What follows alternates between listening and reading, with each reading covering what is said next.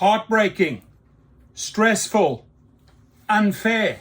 Rideshare drivers say they were suddenly deactivated and left jobless. This is happening more and more, my friends. And minutes later, you're on your way.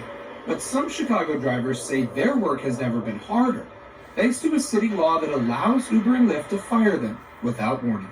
Without warning. Over the past 5 years, more than 20,000 Chicago rideshare drivers were deactivated, suddenly unable to drive for the apps. Some of them tell us they were dropped unfairly with no chance to appeal. I just felt wronged, like I was violated, and I just knew like this can't be legal, this can't be right. Sarisa Karan, a rideshare driver from Lansing, Illinois, with a near-perfect rating and 7 years of driving experience, was suddenly deactivated from Uber last April after a passenger alleged she spit on them, which she denies. It changed my life, turned my world upside down. Turns your world upside down. That's what I get to hear via text and email every single day. We do about 15 to 20 reactivations every single day at activationhero.com, right? I go in with a sledgehammer. You guys know me. We file the appeal. We hit them with your statement. If they don't act in a certain period, then comes the claim for all the dollars, right? We just say, hey, you know what? This driver lost X amount of dollars. You will pay and you will return the account. The mother of four was also dropped from Lyft just 2 weeks later, despite the company acknowledging in a letter to Karan it had no information about the underlying incident. The dual deactivations were tied to a Chicago law, leading to what some call blacklisting. If a taxi driver is accused of a violation, the city holds a hearing to determine whether their chauffeur license should be revoked, but no clear-cut protection for rideshare drivers, who can be deactivated immediately after an accusation. That deactivation leads to the suspension of their chauffeur license, and in Karan's case, her livelihood, gone overnight. My car was repossessed, almost lost the house. I just didn't have any income. Last November, Karan filed a lawsuit against Uber, Lyft, and the city of Chicago over lost wages and an alleged lack of due process. Another driver dropped with little warning. J.C. Muhammad says he was unfairly deactivated from Uber after a passenger complained about his driving. He remembers that trip well. I had a customer complain because she was trying to get to the airport and she wanted me to break traffic laws and do some extra legal things to get her there. And I, tried to get her there as fast as I could, but she was unhappy with that. The day after, he received an email stating your account has been deactivated.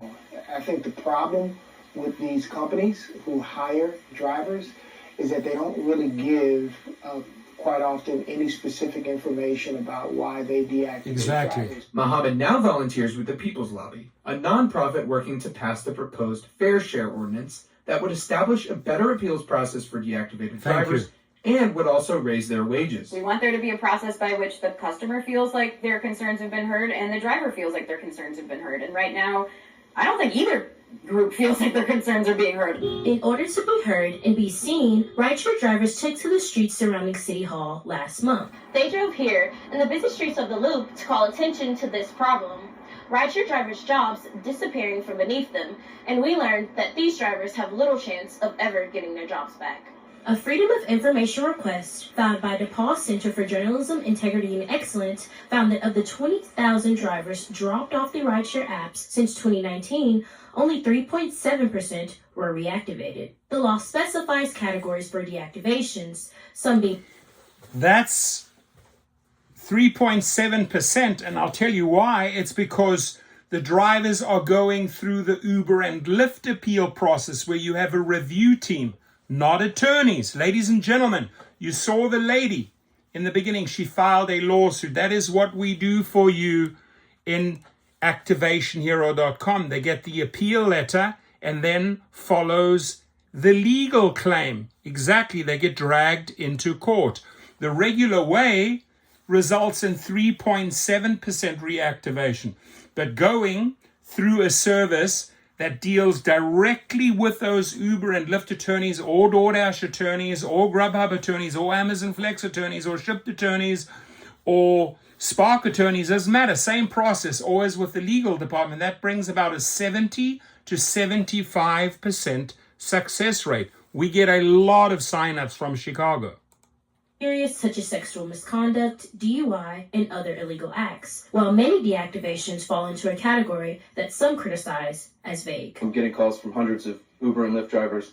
So many of them get deactivated for this, like, catch-all, you violated a public safety concern, but there's no explanation. The People's Lobby says they have a supermajority of aldermen support for the proposed ordinance, but some alders question whether fixing one problem could create another, including Alderman Jason Irvin, who says that drivers should have the opportunity to ensure any deactivations are done on a fair basis, but is mindful that wage increases could lead to dramatic cost increases for passengers. Uber did not respond to any of our multiple requests for comment. For its part, Lyft said it updated its appeals process for drivers facing deactivations in 2024. But a lack of accountability is having long-lasting consequences, according to drivers who've been kicked to the curb.